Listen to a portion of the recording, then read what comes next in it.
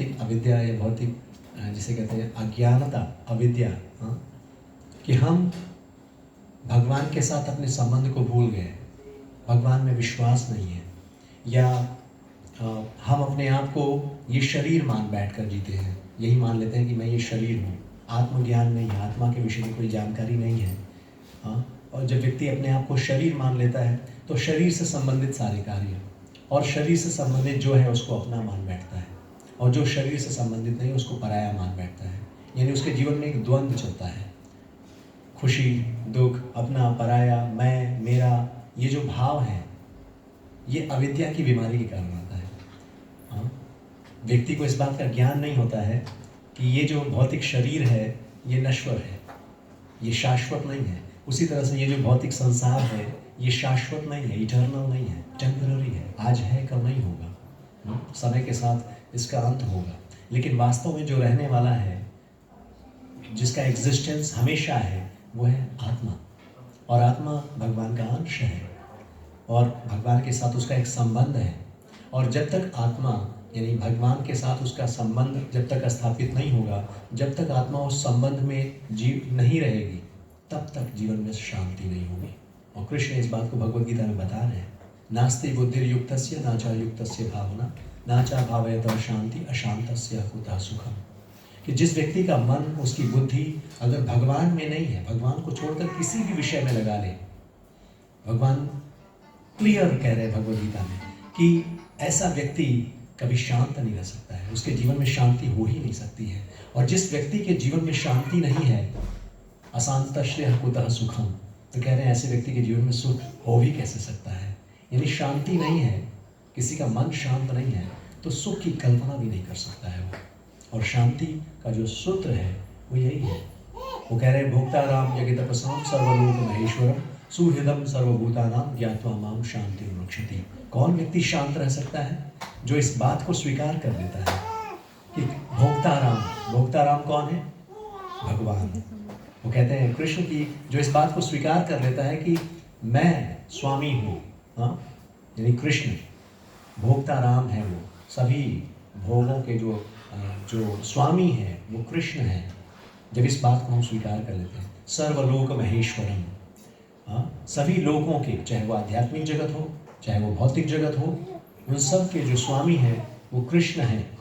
सभी देवी देवताओं के महेश्वर, महाईश्वर, उनके स्वामी कौन है? कृष्ण हैं।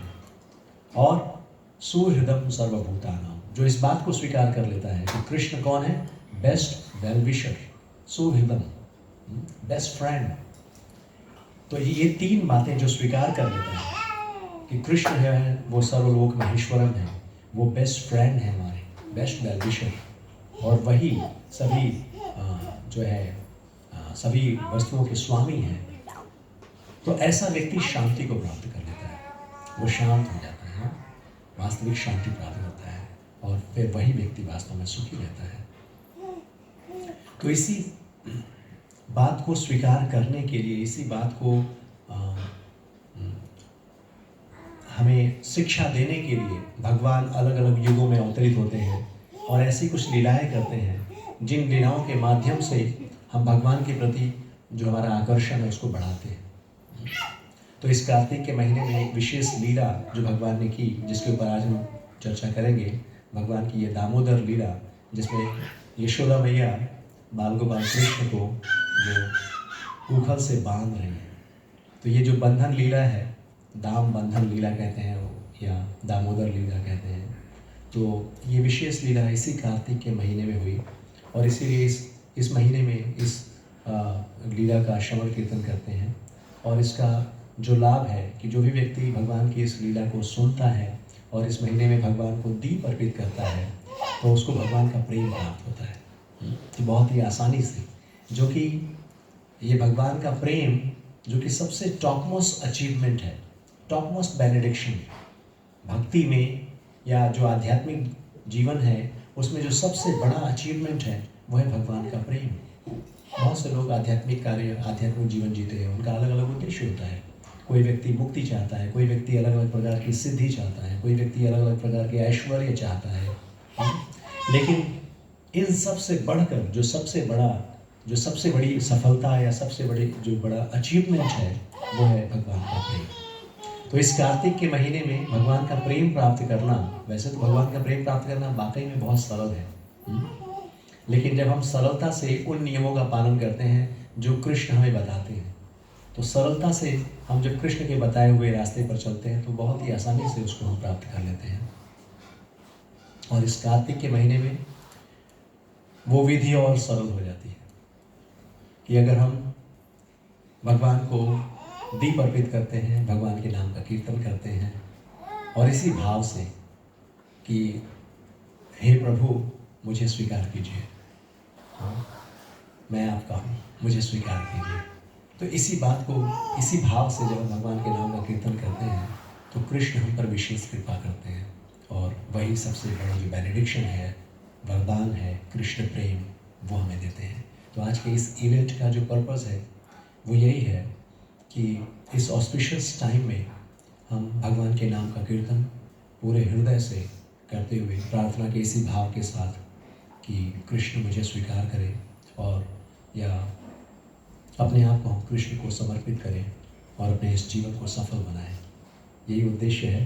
तो अभी हम कीर्तन करेंगे, हाँ, और कीर्तन में आप सभी प्रयास कीजिएगा कि उसका उच्चारण कीजिए, सुनिए और सुनने के बाद हरि नाम का उच्चारण भी कीजिए और भगवान का ध्यान करते हुए और भी डीपर जाना चाहते हैं तो ये समझ के चलिए कि ये जीवन में ये जो अवसर मिला है, मालूम नहीं ये अवसर दोबारा मिलेगा नहीं मिलेगा। हम में से किसी को नहीं पता है कि हमारे जीवन में कितना समय है। तो आज ये जो समय मिला है, ये कुछ घड़ी, उसको पूरी तरह से भगवान के नाम में लगाना है, अपने हृदय को पूरी तरह से भगवान के चरणों में अर्पित कर देना है। ठीक है, करेंगे सभी? सभी एक साथ मिलकर हरि नाम संकीर्तन करेंगे।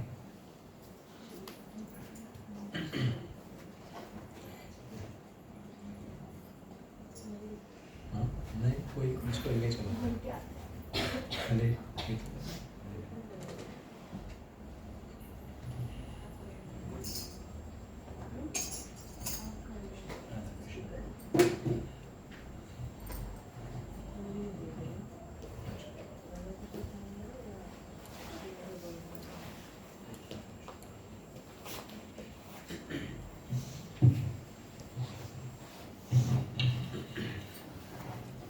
हरे कृष्ण।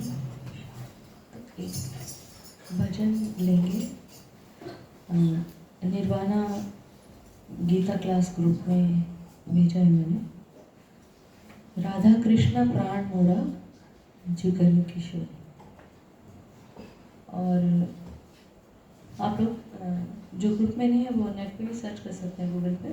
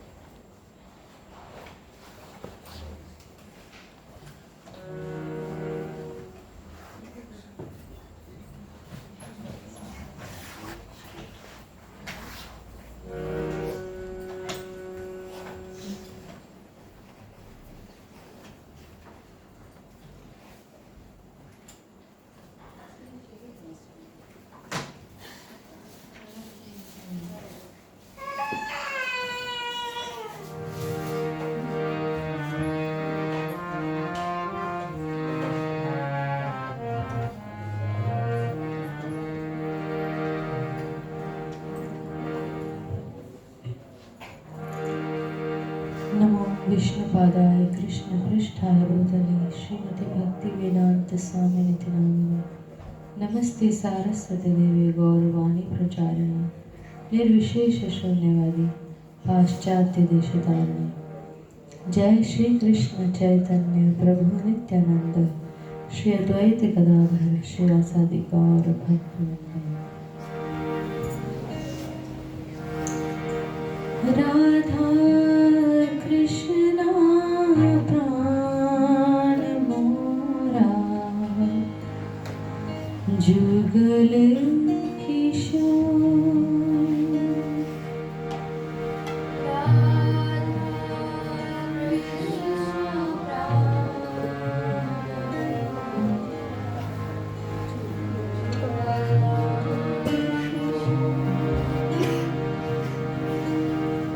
जीवने मरने गति और नाही मोह।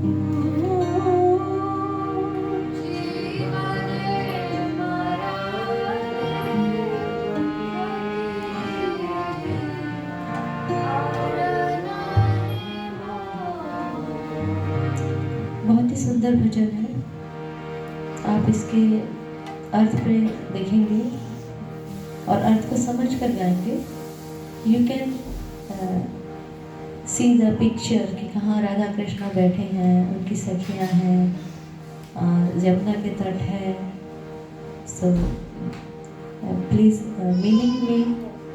मीनिंग को जानते हुए आप इसको गाएंगे तो आपको और अच्छा लगेगा। राधा कृष्णा प्राण मोरा जुगल किशोर। राधा कृष्णा प्राण मोरा जुगल किशोर। जीवने मरने गति और नाही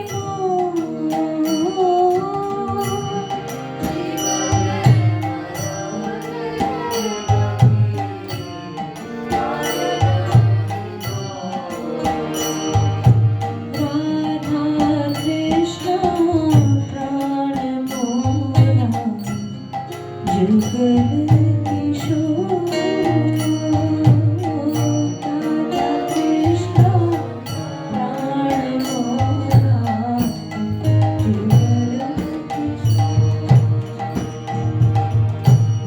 कालिंदीर फूले खिले पद मेरा माना। कालिंदीर फूले खिले पद मेरा माना। रत्न मदिरा पर बसाबो दुई जाना। रत्न मदिरा पर बसाबो दुई जाना।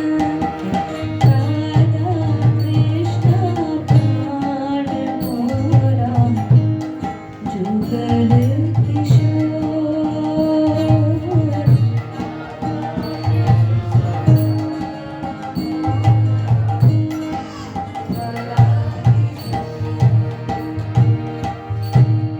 श्याम गौरी अंगे दीपो चंदनेर गंध। श्याम गौरी अंगे दीपो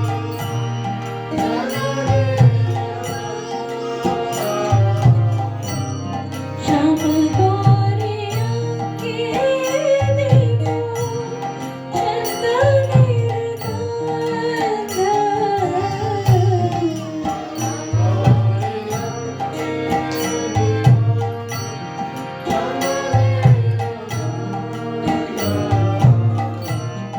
झमर डुलावे कबे तेरी मुख चंद।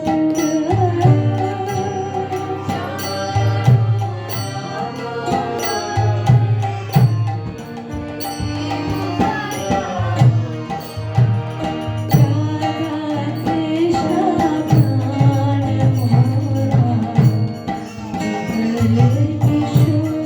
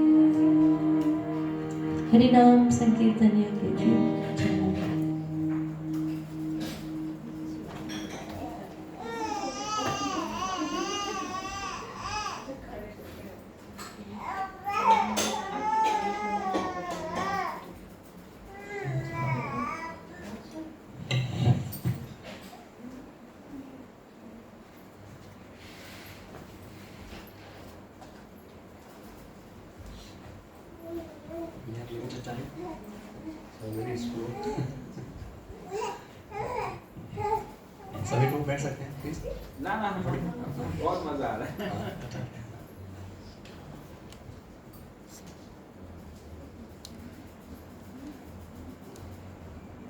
श्रीमद् भागवतम में जो परीक्षित महाराज भगवान की कथा को उन्होंने सुनना आरंभ किया, तो शुभदेव गोस्वामी बीच बीच में उनसे प्रश्न पूछते हैं, उनसे पूछते हैं कि अभी कोई ब्रेक लेना है क्या। हम सभी ये कथा जानते हैं कि किस तरह से जब परीक्षित महाराज को उनको ये शाप मिला कि 7 दिनों के अंदर उनकी मृत्यु हो जाएगी, और फिर उन्होंने जो संत हैं, गुरुजन हैं, उनसे डिस्कस किया कि ऐसे समय में क्या करना चाहिए। यदि कोई व्यक्ति मृत्यु के द्वार पर है, यही पहला प्रश्न जो उन्होंने शुभदेव गोस्वामी से पूछा कि यदि कोई व्यक्ति मृत्यु के द्वार पर है तो ऐसे व्यक्ति को क्या करना चाहिए। तो पहले शुभदेव गोस्वामी ने उनकी प्रशंसा की और उन्होंने ये बताया कि वास्तव में प्रत्येक व्यक्ति मृत्यु के द्वार पर है। किसी को नहीं पता है कि अगला जो क्षण है उसमें वो व्यक्ति है या नहीं है। तो हालांकि परीक्षित महाराज के जीवन में तो ये निश्चित हो चुका था कि 7 दिन से पहले तो उनकी मृत्यु नहीं होने वाली है, 7 दिन का समय है उनके पास। तो उन्होंने इसीलिए प्रश्न पूछा कि ऐसा व्यक्ति जो मृत्यु के द्वार पर है उसका क्या कर्तव्य है, उसे क्या करना चाहिए।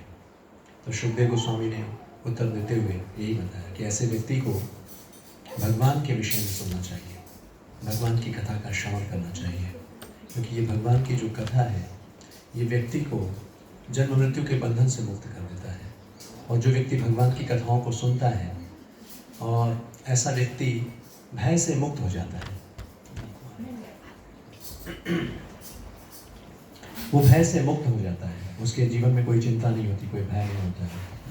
और सबसे बड़ा भय वास्तव में मृत्यु का भय है।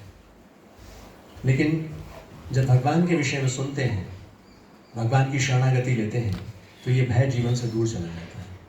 और परीक्षित महाराज, हालांकि वो भगवान के शुद्ध भक्त, उनके जीवन में तो कोई भय था ही नहीं। उन्होंने खुद से स्वीकार किया कि जब उनको पता चल गया था कि उनकी मृत्यु होनी है, तो उन्होंने स्वीकार किया इस बात को। और शुभदेव गोस्वामी के माध्यम से उन्होंने भगवान की कथाओं को सुनना आरंभ किया। बल्कि जब वो इन कथाओं को सुन रहे थे, जब उन्होंने शुरू में श्रीमद् भागवतम में नरकों का वर्णन सुना कि किस तरह से अनेकों प्रकार के नरक हैं और व्यक्ति अपने कर्मों के अनुसार अलग अलग प्रकार के नरकों में जाता है और अलग अलग प्रकार की यातनाएं सहन करता है, इस बात को सुनकर परीक्षित महाराज बहुत दुखी हुए। उनको अपनी चिंता नहीं हुई, वो इस बात की चिंता कर रहे थे कि ऐसा क्या उपाय है, ऐसा क्या किया जाए कि जिससे ये जो लोग नरक में जा रहे हैं और तरह तरह की यातनाएं, तरह तरह की पनिशमेंट उनको मिल रही है, इन सभी प्रकार के कष्टों से मुक्त हो सके। तो वो उन लोगों के लिए चिंता कर रहे हैं जो नरक में गए हैं। तो शुभदेव गोस्वामी से पूछते हैं, कोई उपाय बताइए, क्या उपाय है। तो वहाँ पर शुभदेव गोस्वामी फिर यही वर्णन करते हैं, डिटेल में बताते हैं कि कोई व्यक्ति जो जैसा कर्म करता है उसके अनुसार उसको अलग अलग प्रकार के नरकों में जाना होता है, अलग अलग प्रकार की यातनाएं सहनी होती हैं।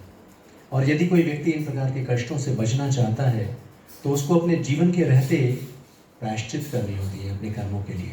व्यक्ति ने जैसा कर्म किया है, कोई पाप कर्म किया है, तो उन कर्मों के लिए उसको प्रायश्चित करने की आवश्यकता है, ताकि उस कर्म बंधन से वो बच सके या उस कर्म के फल से, पनिशमेंट से वो बच सके। तो उस तरह से उन्होंने प्रायश्चित के विषय में चर्चा किया। और जब प्रायश्चित के विषय में सुना परीक्षित महाराज ने, तो उन्होंने कहा कि कई लोग हैं जो शास्त्रों के माध्यम से सुनते भी हैं क्या सही है क्या गलत है, लेकिन फिर भी वो जानते हुए भी कि ये कार्य गलत है वो करते हैं उस कार्य को। और कई लोग ऐसे हैं जो गलत कार्य करते हैं, गलत कार्य करने के बाद उनको पनिशमेंट भी मिलता है, लेकिन पनिशमेंट मिलने के बाद फिर जब उनकी स्थिति अच्छी होती है फिर से उसी पाप कर्म में लग जाते हैं। ये तो बिल्कुल उसी तरह से है जिस प्रकार से एक हाथी वो सरोवर में नदी में स्नान करता है और स्नान करने के बाद जब वो वापस भूमि पर ज़मीन पर आता है तो वो क्या करता है, फिर से अपने ऊपर वो मिट्टी डाल देता है। तो भला ऐसे स्नान का क्या फ़ायदा। तो इसी तरह से वो कहते हैं भला ऐसे प्रायश्चित से क्या लाभ। व्यक्ति प्रायश्चित करता है अपने पाप कर्मों के लिए और फिर से पाप कर्मों में लग जाता है, तो भला ऐसे प्रायश्चित से क्या लाभ। तो सुखदेव गोस्वामी कहते हैं कि हाँ, ये बिल्कुल सही बात है, ऐसे प्रायश्चित से कोई लाभ नहीं है। व्यक्ति पाप कर्म करता है, फिर उनका जो है उनसे बचने के लिए वो प्रायश्चित करता है और फिर दूसरे पाप कर्मों में लग जाता है। तो इस तरह से व्यक्ति कर्म बंधन में बंधा रहता है और इस भौतिक संसार में जन्म, मृत्यु, बुढ़ापा, बीमारी, इस जीवन चक्र से वो अनेकों बार गुजरता है। तो अब क्या उपाय है, वास्तव में क्या प्रायश्चित है, वास्तविक प्रायश्चित क्या है, वास्तविक उपाय क्या है। तो सुखदेव गोस्वामी उनको बताते हैं कि वास्तव में जो उपाय है वो है भक्ति। भक्ति के माध्यम से जब कोई व्यक्ति भगवान की शरणागति लेता है, भक्ति के नियमों का पालन करता है, तो ऐसा व्यक्ति न सिर्फ पूर्व जन्मों के पापों से जो उसने किया है उससे मुक्त हो जाता है, बल्कि उसके हृदय के अंदर पाप करने की जो प्रवृत्ति है, जो बीज है, वो भी नष्ट हो जाता है। और इस तरह से इसी जीवन में भक्ति करते हुए वो व्यक्ति पूरी तरह से शुद्ध हो जाता है और भगवत धाम जाने के योग्य बन जाता है। तो भगवान की भक्ति सबसे सरल उपाय है भगवान को प्राप्त करने के लिए, या इस भाव बंधन से, इस भौतिक जगत के बंधन से मुक्त होने के लिए और भगवत धाम वापस जाने के लिए। और उसी भक्ति को देने के लिए भगवान इस भौतिक जगत में आते हैं, उसी प्रेम को देने के लिए इस भौतिक जगत में आते हैं। और यहाँ आकर भगवान ऐसी ऐसी लीलाएं करते हैं जिन लीलाओं से हम भगवान के प्रति हमारा आकर्षण बढ़े, या भगवान के प्रति हमारा जो विश्वास है, हमारी जो श्रद्धा है वो बढ़े। अब ये इन लीलाओं को जब हम सुनते हैं तो हमारा विश्वास बढ़ता है और विश्वास कमज़ोर होता है। हाँ, भगवान के विषय में सुनते हैं तो कैसा विश्वास होता है कि ये जो भगवान कर रहे हैं, हाँ, बहुत सारी लीलाएं। 7 वर्ष की आयु में उन्होंने गिरिराज गोवर्धन को अपने बाएं हाथ की सबसे छोटी उंगली पे धारण किया। विश्वास होता है? कितने लोगों को विश्वास होता है? यस सर, विश्वास होता है आपको जब आप सुनते हैं कि कृष्ण जो कि 7 वर्ष की आयु में अपने बाएं हाथ की उंगली पर उन्होंने गिरिराज गोवर्धन को धारण किया? विश्वास होता है? हाँ, यस यस, तभी आप लोग यहाँ पे हैं, क्योंकि आपने अपना समय निकाला भगवान के विषय में सुनने के लिए, क्योंकि श्रद्धा है, विश्वास है, तभी आप सुन रहे हैं। लेकिन जो भगवान में विश्वास नहीं रखते उनको लगता है कि अरे ऐसा कैसे हो सकता है। तो भगवान की जितनी भी लीलाएं हैं वो बड़े ही आश्चर्यजनक हैं, वो अचिंत्य हैं।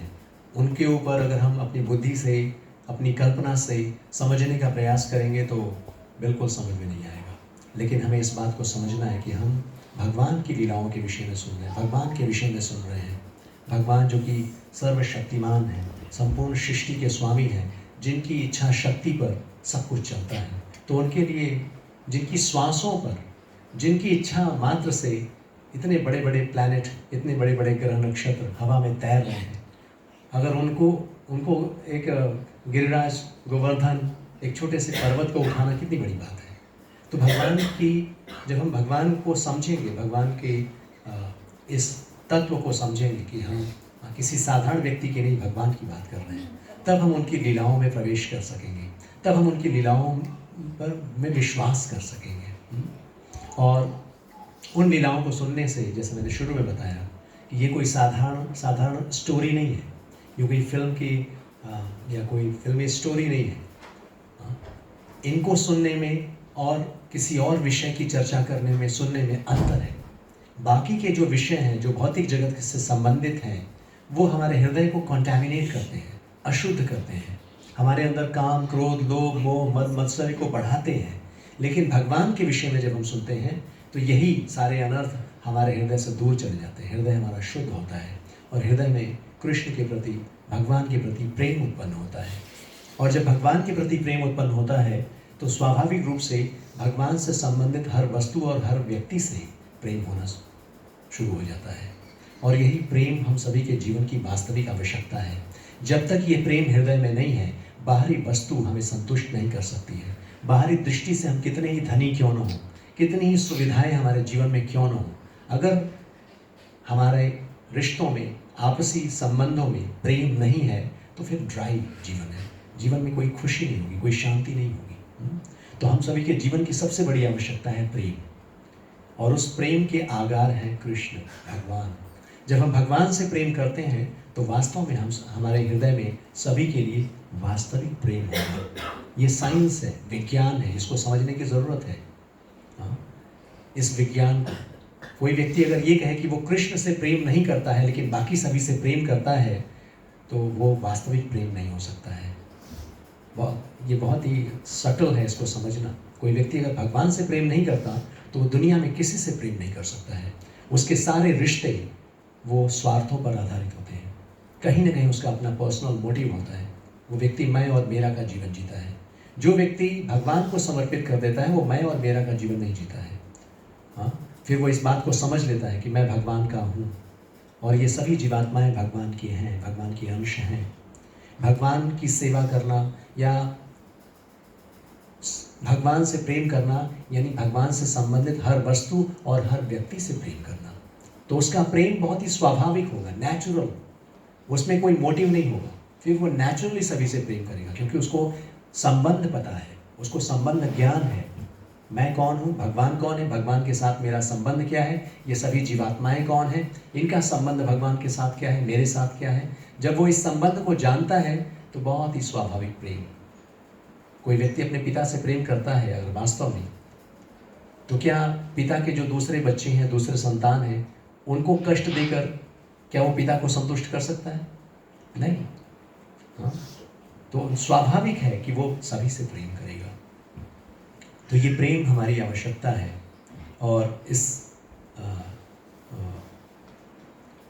भगवान से प्रेम करने का तरीका इसी को भक्ति कहते हैं। हाँ, तो भक्ति के माध्यम से हम भगवान को प्राप्त करते हैं, भगवान को संतुष्ट करते हैं। और इस विशेष महीने में, कार्तिक के महीने में, दीपावली के दिन भगवान ने एक विशेष लीला की और जिस लीला को हम दामोदर लीला के नाम से जानते हैं। इन शॉर्ट इसमें अगर आप तस्वीर देखें तो आपको समझ में आएगा कि इसमें यशोदा मैया क्या कर रही हैं। जो कृष्ण हैं उनको उखल से बांध रही है, हाँ, एक रस्सी के माध्यम से। तो दाम का अर्थ है रस्सी और उदर का अर्थ है पेट। तो रस्सी के माध्यम से भगवान कृष्ण के पेट को उखल से बांधा जा रहा है, इसीलिए भगवान का एक नाम हुआ दामोदर। भगवान की लीलाएं भी अनंत हैं और भगवान के नाम भी अनंत हैं। जितनी लीलाएं करते हैं उतने ही उनके नाम होते चले जाते हैं। तो इसमें इस लीला के कारण हम भगवान को दामोदर के नाम से जानते हैं, दामोदर। और इसीलिए इस महीने का नाम भी दामोदर मास रखा गया क्योंकि इसी महीने में दीपावली के दिन भगवान ने ये विशेष लीला की। और इसमें बहुत ही सिंपल सी स्टोरी है लेकिन बहुत सारी लर्निंग्स हैं, इसमें बहुत सारी शिक्षाएं हैं। जब यशोदा मैया के पास शिकायतें आ रही थी कि जो कृष्ण हैं वो माखन चुराते हैं, दूसरों के घरों में जाके शरारतें करते हैं, तो यशोदा मैया ऐसा नहीं चाहती थी। तो उन्होंने निर्णय लिया कि अब वो अपने हाथों से माखन बनाएंगी। उनको लगा कि मेरे घर में कोई माखन की कमी तो नहीं है, हो सकता है कि जो सेविकाएं हैं वो माखन बनाती हैं, उतना स्वाद न हो उसमें। तो उन्होंने निर्णय लिया कि अब मैं अपने हाथों से माखन बनाऊंगी। तो उन्होंने उनके पास जो बेस्ट काउज थी, सबसे बेस्ट, नंद बाबा के पास 9 लाख गायें थी। उन 9 लाख गायों में 8 चुनी हुई गायें जो पद्मगंधा गायें थी, उनके दूध से उन्होंने माखन बनाने का निर्णय लिया। तो एक दिन सुबह सुबह जब यशोदा मैया माखन बना रही हैं, चर्निंग कर रही हैं, तो जो कृष्ण है, बाल गोपाल कृष्ण, वो धीरे से यशोदा मैया के पास आते हैं और उनको भूख लगी है तो वो इशारा करते हैं दूध पीने के लिए। तो यशोदा मैया उनको गोद में बिठा लेती हैं और दूध पिलाना शुरू कर देती हैं। तो जैसे जैसे वो दूध पिला रही हैं, उनको अचानक से उनको याद आता है कि उन्होंने किचन में दूध गर्म करने के लिए रखा हुआ है, हाँ, चूल्हे पर। तो तुरंत जैसे ही उनको लगता है कि वो दूध गिरने वाला है, और दूध कोई साधारण दूध नहीं है, वो बहुत ही स्पेशल है कृष्ण के लिए, तो वो उस दूध को बचाने के लिए तुरंत वो क्या करती हैं, कृष्ण को ज़मीन पर बिठाकर वो किचन में दूध को बचाने के लिए चली जाती हैं। तो जैसे ही जाती हैं वो किचन में कृष्ण को इस तरह से ज़मीन पर बिठाकर, तो कृष्ण बहुत ही नाराज़ हो जाते हैं। हाँ, वो ये दिखाना चाहते हैं, जैसे भगवद गीता में कहते हैं, वो सर्वधर्मान परित्यज्य मामेकं शरणं व्रज, सब कुछ छोड़ो, मेरी सेवा करो, मेरी शरण में आओ। तो कृष्ण यही दिखाना चाहते हैं कि मुझसे बढ़कर भी कुछ है, मेरी सेवा से बढ़कर भी कुछ है। हाँ, तो अपने क्रोध का प्रदर्शन करते हैं वो, और क्या करते हैं, एक पत्थर का टुकड़ा उठाते हैं और जिस मटकी में यशोदा मैया माखन चर्निंग कर रही थी, माखन बना रही थी, उस मटकी को तोड़ देते हैं। माखन खाते भी हैं और वहाँ से भाग जाते हैं। अब जब यशोदा मैया उस स्थान पर आती हैं और देखती हैं ये माखन की मटकी टूटी हुई है, चारों तरफ माखन दही सब बिखरा हुआ है, तो एक तरफ उनको हंसी भी आती है, उनको खुशी भी होती है, लेकिन साथ साथ क्योंकि शिकायतें आ रही थी तो उनको लगता है कि अभी ये शरारतें बहुत बढ़ रही हैं, पनिशमेंट की ज़रूरत है। तो कृष्ण को पकड़ने के लिए, उनको पनिशमेंट देने के लिए, चेस्टाइज करने के लिए वो कृष्ण की ओर जाती हैं। और कृष्ण को पाने के लिए वो बहुत ही सरल तरीका अपनाती हैं। वो देखती हैं कि जिस ओर कृष्ण गए हैं उनके चरणों के, उनके छोटे छोटे चरणों के निशान जमीन पर, जो पैर माखन में लिपटे हुए थे वही माखन के निशान जमीन पर पड़े हुए हैं। तो बहुत ही सरलता से यशोदा मैया उसी दिशा में जाती हैं जिस दिशा में चरणों के निशान दिखते हैं। तो हमारे जो गुरुजन आचार्य बताते हैं कि हमें भी यही करना है, यशोदा मैया की तरफ सरलता से जो रास्ता कृष्ण हमें बता रहे हैं स्वयं को पाने का, कृष्ण को पाने का जो रास्ता है वो कृष्ण हमें भगवद गीता के माध्यम से बता रहे हैं कि किस तरह से हम भगवान की भक्ति करके, भगवान की शरणागति ले करके भगवान को प्राप्त कर सकते हैं। तो हमें किसी और विधि में, किसी और मानसिक तरीके से कुछ कल्पना की दुनिया में जाने की आवश्यकता नहीं है। हम सोचेंगे नहीं मेरे हिसाब से ये, मेरे हिसाब से वो, ये समय की बर्बादी है। जो रास्ता कृष्ण हमें अब स्वयं बता रहे हैं कि ये रास्ता है, इस रास्ते का अनुसरण करो तो मुझे प्राप्त कर लोगे। तो और बुद्धिमान व्यक्ति क्या करेगा, वो अपनी दुनिया, अपनी कल्पना की दुनिया में नहीं होगा, अपने रास्ते नहीं बनाएगा, वो उसी रास्ते को सरलता से स्वीकार कर लेगा। यशोदा मैया उसी रास्ते पर गई और उन्होंने देखा, उन्होंने कृष्ण को देखा कि कृष्ण दूसरे कमरे में उन्होंने प्राप्त किया कृष्ण को।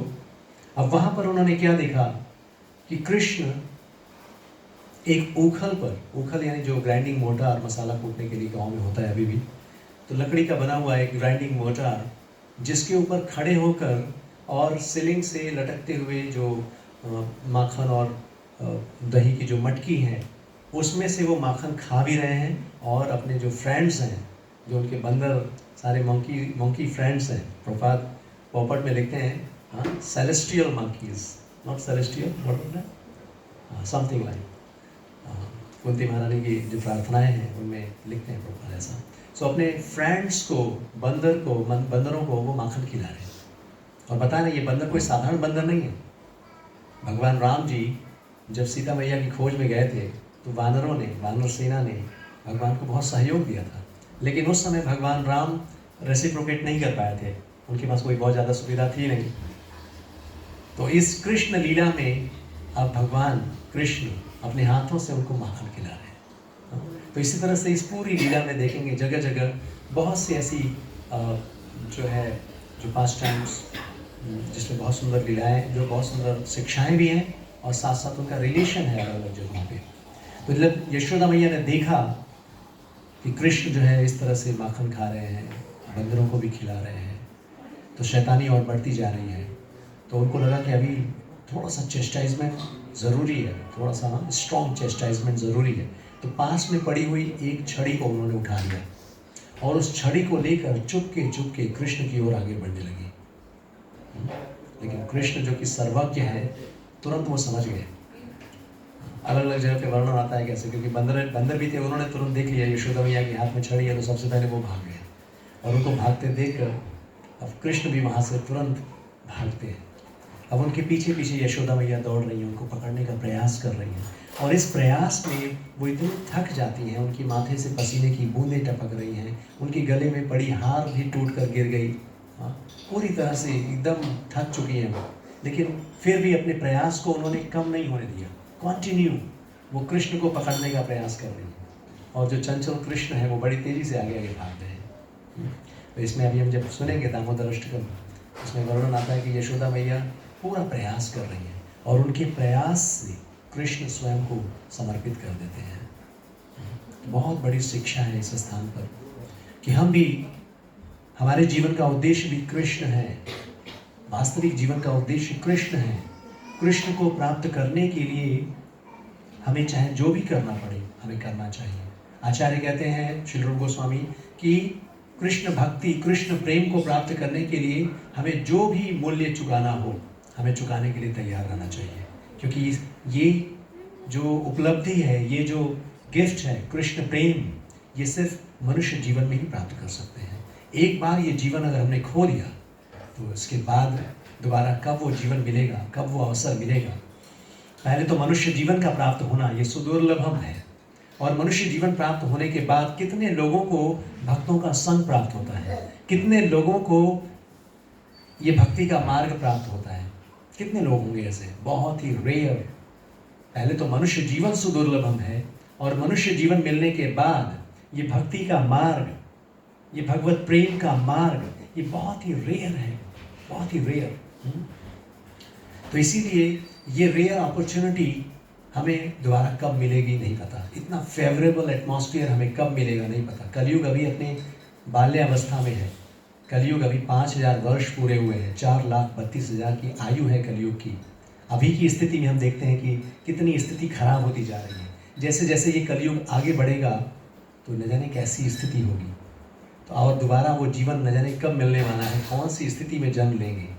तो इसीलिए हमें समझना है कि ये मनुष्य जीवन कितना दुर्लभ है, और मनुष्य जीवन में ये मार्ग मिलना, ये भक्ति का मार्ग, भक्तों का संग मिलना, ये बहुत ही दुर्लभ है। तो अभी इसी भक्तों के संग में, भक्ति के नियमों का पालन करते हुए अगर हम जीवन के सबसे बड़े लक्ष्य को, कृष्ण प्रेम को प्राप्त कर लेते हैं, तो ये हमारे जीवन की सबसे बड़ी सफलता है। और इसको प्राप्त करने के लिए जीवन में जो भी मूल्य चुकाना पड़े हमें चुकाना चाहिए। क्या मूल्य दे सकते हैं कृष्ण को पाने के लिए? पता है आपको सबसे बड़ा मूल्य क्या है? हाँ, क्या दे सकते हैं कृष्ण के लिए? हम क्या दे सकते हैं? यस, एक लाइफ। हालांकि हमारा कुछ अपना है नहीं, वो उन्हीं का है। जब गोपियाँ शिकायत करती थी कि ये चोरी करके जाते हैं, जैसे माखन चुरा के ले जा रहे हैं, या जो गोप सखा या जो भी लोग उनको बोलते थे ये चोर है, चोरी करके जा रहा है, तो कृष्ण कहते हैं मैं चोर नहीं हूँ, तुम चोर हो। हाँ, वो चोरी करके वो जा रहे हैं, लेकिन वो कहते थे मैं चोर नहीं हूँ, तुम चोर हो। हाँ, क्यों कहते थे ऐसा? भगवद गीता में क्या है? हम सर्वस्य प्रभवो मुक्ता सर्वम प्रवर्तते।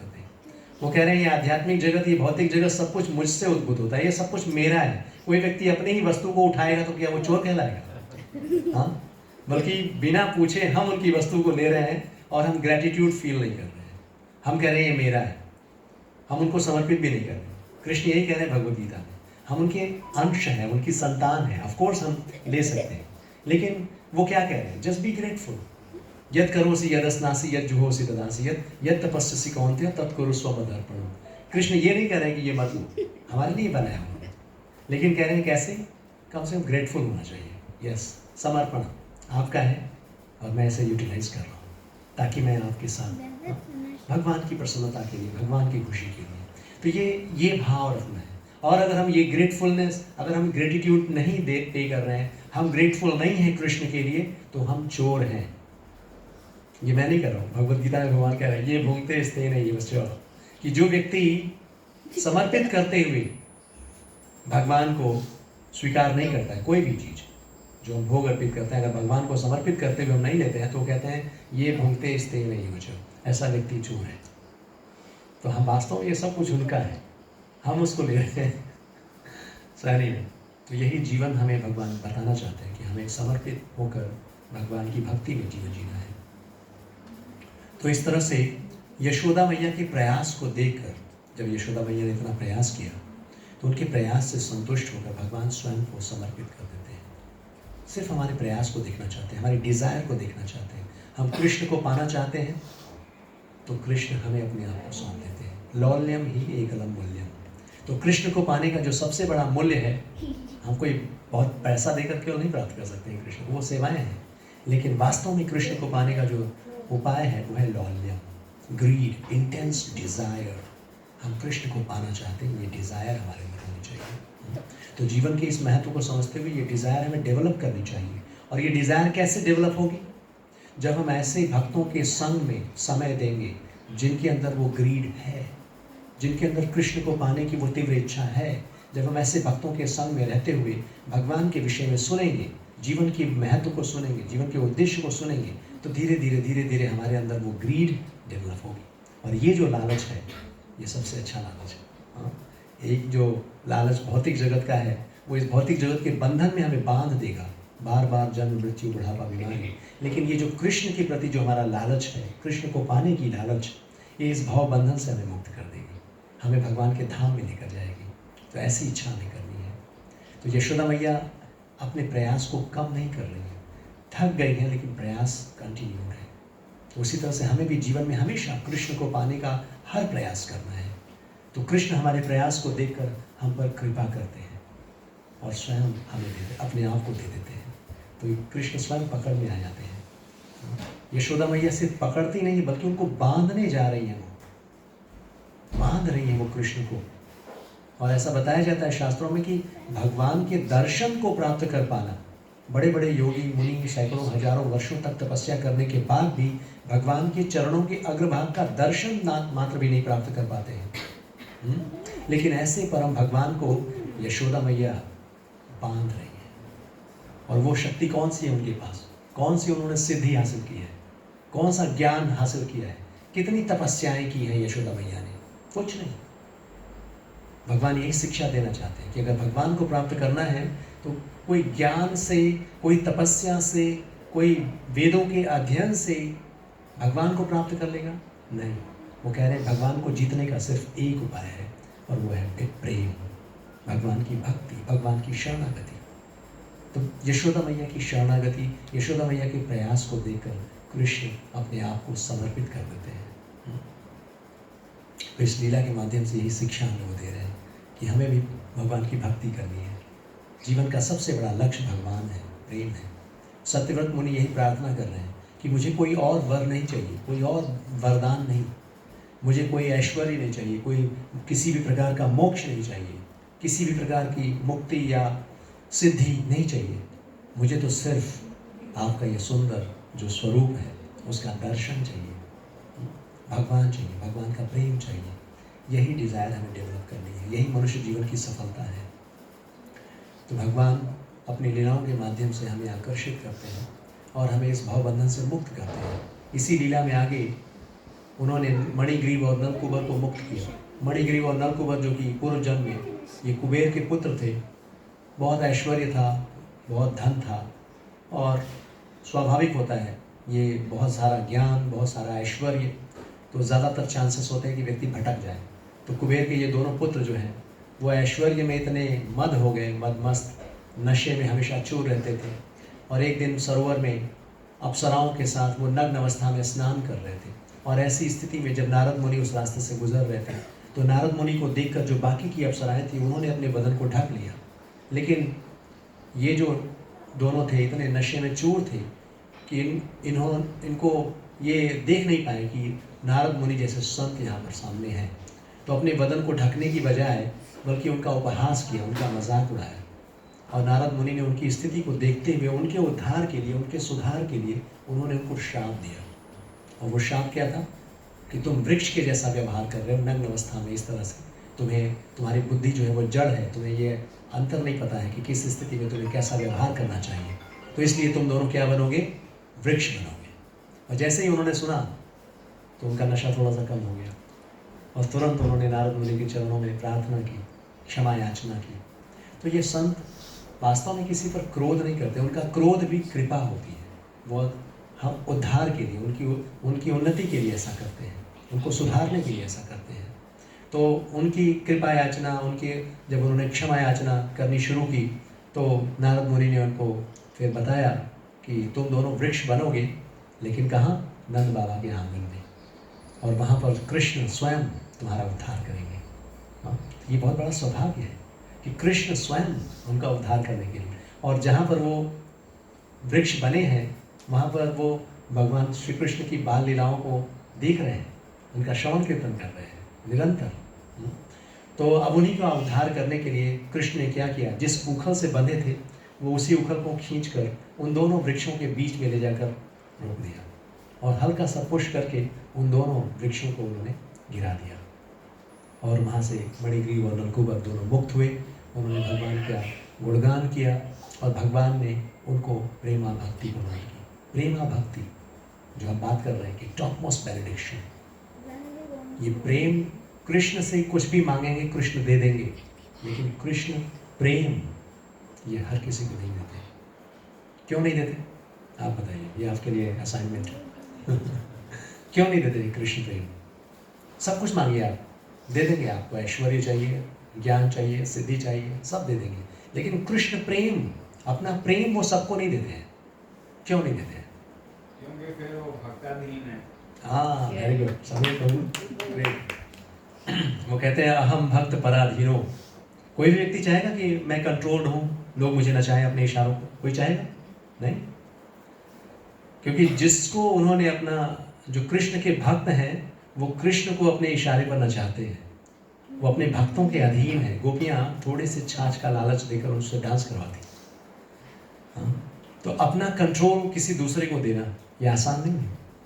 तो किसी को प्रेमा भक्ति देने का मतलब है कि अब वो उनकी इच्छाओं से कंट्रोल होंगे, अपनी भक्तों की इच्छाओं को पूरा करने के लिए आते हैं। मणिग्रीव और नलकुबर को क्यों मुक्त करने आए हैं? क्योंकि नारद मुनि ने इच्छा की थी कि कृष्ण स्वयं मुक्त करेंगे। अब उनकी इच्छा को पूरा करने के लिए कृष्ण ने ये लीला की और उनको मुक्त किया। तो अपने भक्तों की इच्छाओं को वो पूरा करते हैं। सो भगवान कृष्ण प्रेम बहुत ही चुने हुए लोगों को देते हैं। तो कृष्ण प्रेम सरल नहीं है, हालांकि हम सरलता से प्राप्त कर सकते हैं। और इस कार्तिक के महीने में तो और सरल है। दीपावली बोनस डिस्काउंट सिर्फ भगवान को एक दीप अर्पित करने मात्र से, भगवान की इस लीला का श्रवण कीर्तन करने मात्र से हम भगवान के प्रेम को प्राप्त करते हैं। यही भाव हमें लेकर चलना है। तो यही प्रार्थना सत्यव्रत मुनि कर रहे हैं कि मुझे आपका दर्शन, आपका प्रेम चाहिए।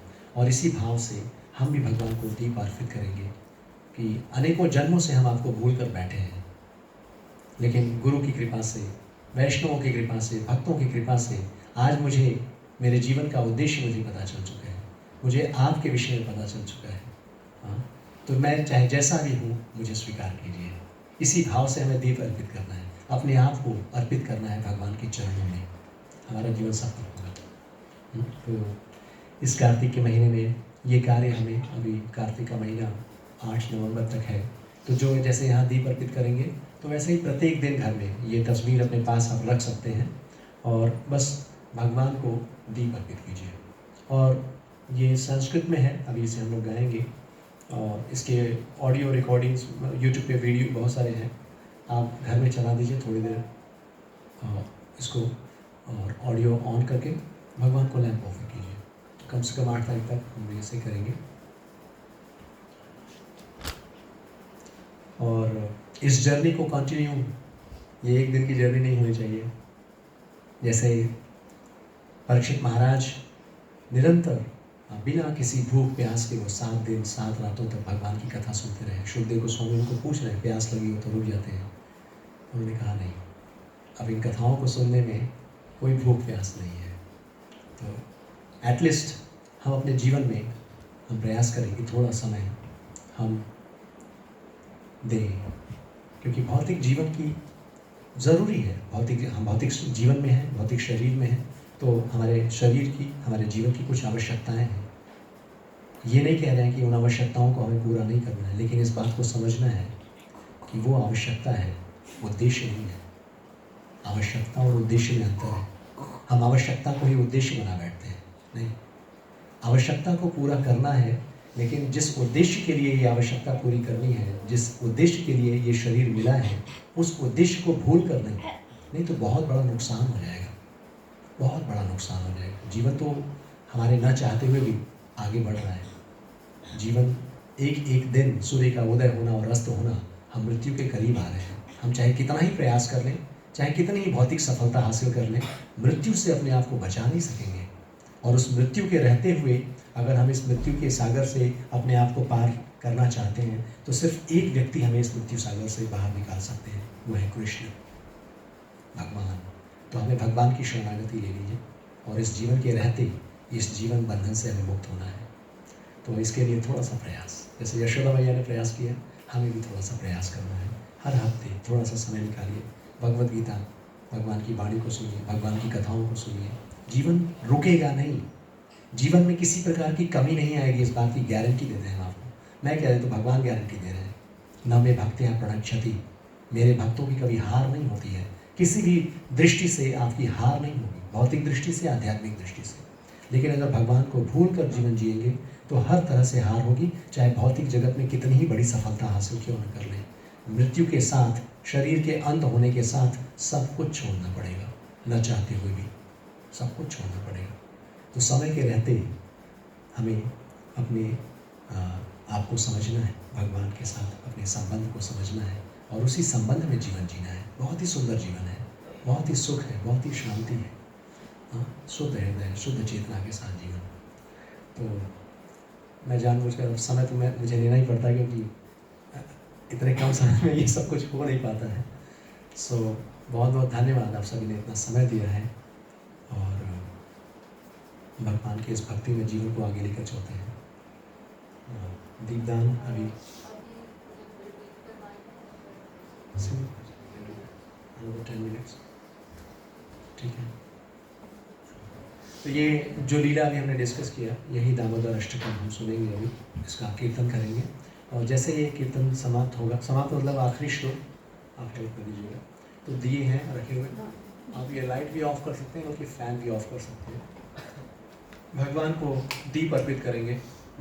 तो दीप अर्पित करते समय बस जो लैंप आपको मिलेगा, जो भाव मैंने बताया उस भाव में भगवान के चरणों में 4 बार दिखाइए, 2 बार उनके कमर पर और 3 बार उनके चेहरे पर आरती दिखाते हुए, 7 बार पूरे शरीर पर। और अगर ये पूरा प्रोसेस याद नहीं रहता है तो केवल 7 बार पूरा चरणों से लेकर मस्तक शरीर तक ऐसे 7 बार दिया दिखाइए। काउंट नहीं भी करेंगे, भूल जाइएगा उसमें, बस इतना ध्यान रखिए। वो प्रार्थना का भाव, हे प्रभु मुझे स्वीकार कीजिए। जस्ट अपने आप को दीप के माध्यम से समर्पित कर दीजिए भगवान को, हाँ यस। तो ये है, सभी को डिस्ट्रीब्यूट कर देते हैं।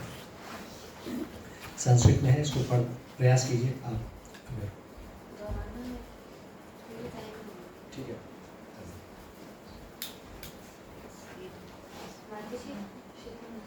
If we don't have time, so we will not repeat it. Can we repeat? Let it do. We should repeat. No, like वो चाहते हैं कि बाद लोग में फॉलो फिर करें। फॉलो करते हैं ना सब लोग, तो वो ये सोच रहे हैं कि पूरा सिंगल ये गाती चली जाए, ऐसा करें या repeat? No no, just do it. It's 4:30. Yes.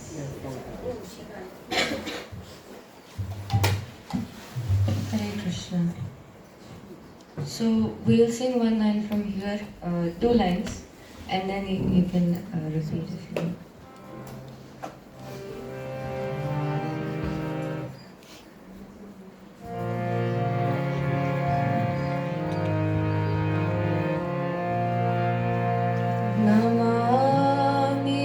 Namamishwaram Satchidanandarupam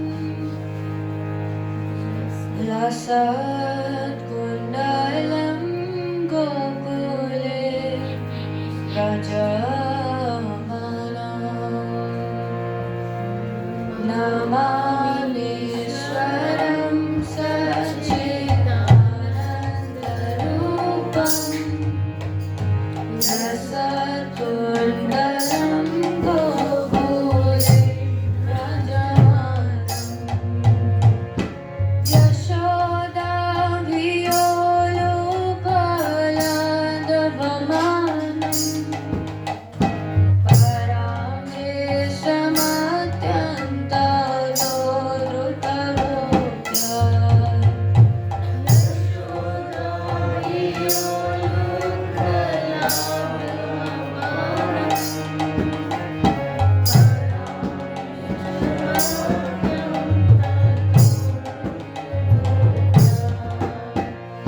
Rodantam mohurnetram yogmam rijantam Parambojayugmelam sadakaretram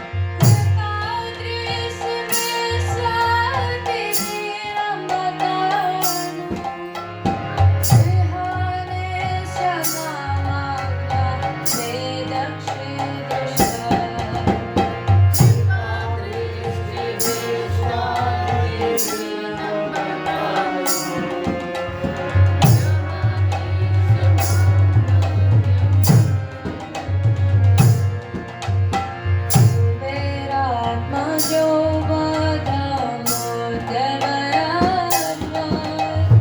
दया मोचितो भक्ति जो प्रदोषा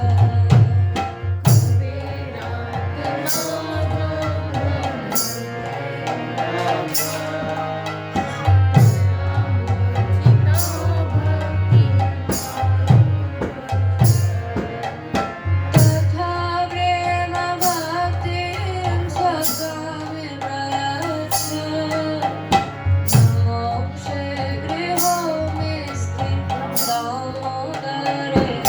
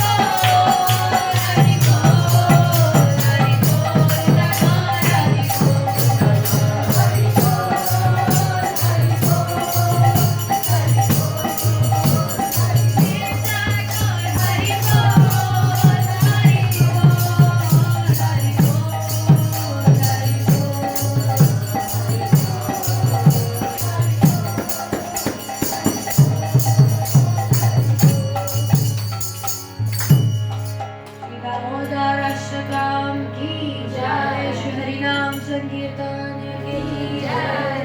श्री प्रभुपाद